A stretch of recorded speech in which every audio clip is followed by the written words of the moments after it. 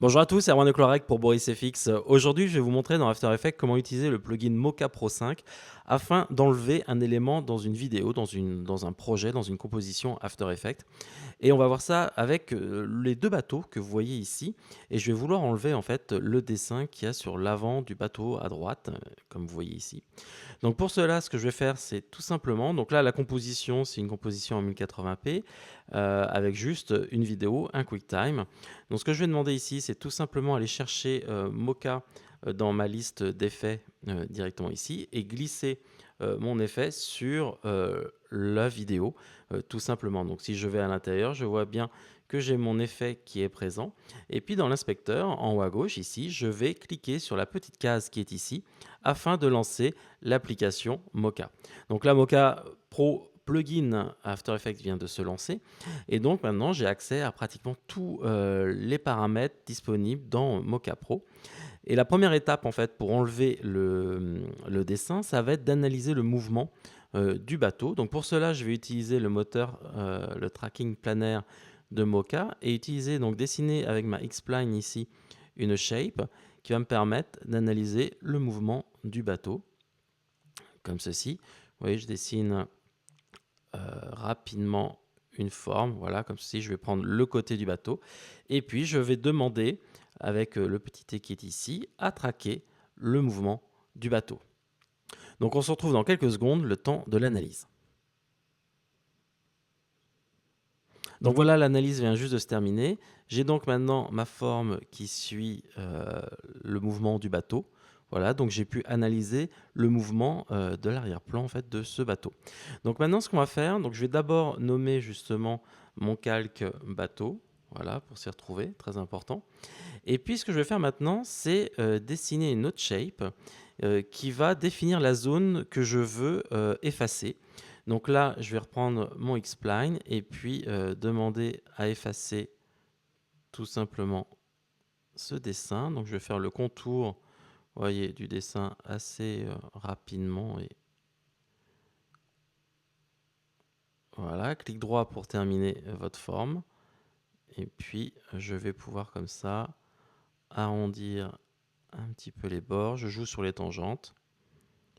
Voilà, pour affiner, avoir quelque chose d'un petit peu plus arrondi, voilà, pour avoir tous les contours. Donc maintenant ici, j'ai donc ma forme. Je vais l'appeler dessin, par exemple. Et donc c'est ce dessin que je vais vouloir enlever.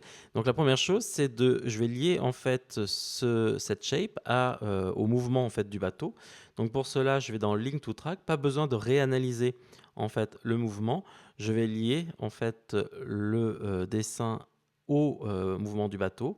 Et comme ils sont sur le même plan, ça va suivre, vous voyez, parfaitement le mouvement du bateau. Voilà, comme ceci.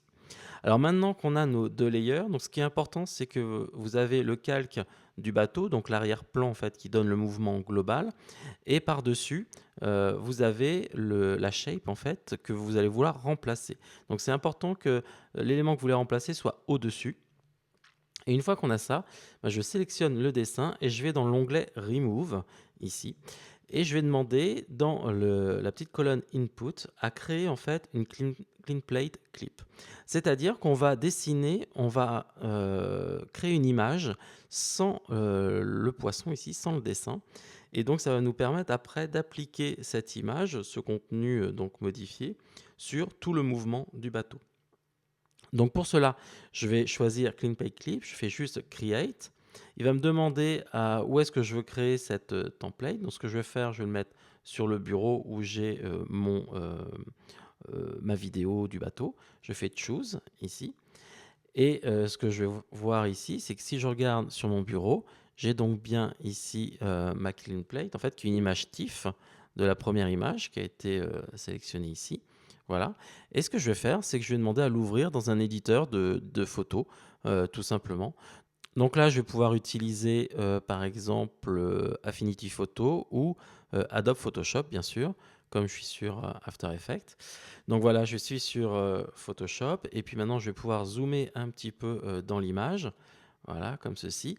et puis en utilisant l'outil tampon, effacer ce bateau sur cette image. Donc, je vais juste choisir, vous voyez, le Clone Tool et démarrer cette modification. Donc, je vais bien sûr accélérer ce passage-là pour aller un petit peu plus vite, et puis on se retrouve juste après cette modification.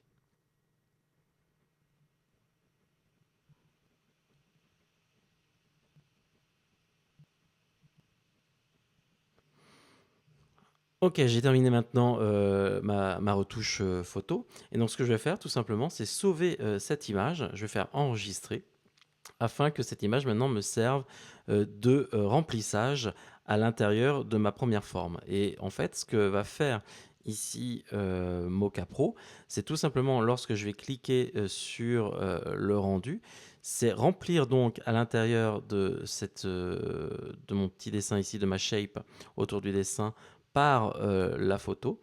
Et puis ensuite, si je lance une analyse plus complète, il va analyser le mouvement et faire la déformation du dessin. Donc là, ce que je peux faire, c'est aller dans View, effacer tous les éléments et zoomer un petit peu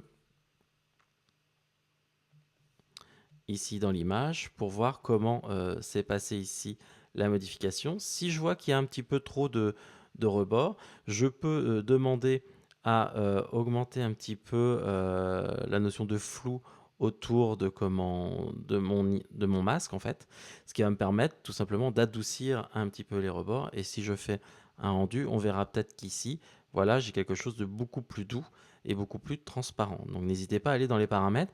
Vous avez aussi la possibilité de jouer avec la luminance et la lumière, les effets de lumière avec Illumination Model, et puis des compensations un peu plus 3D et autres que vous pouvez. Donc ça, c'est vraiment en fonction de vos plans.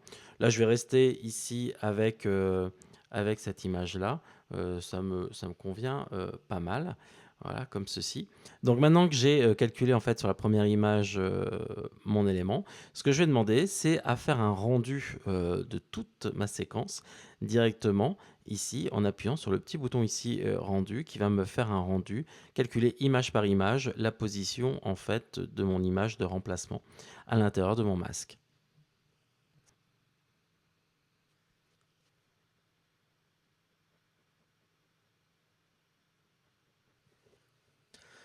Donc on arrive maintenant à la fin du rendu des 10 secondes d'image.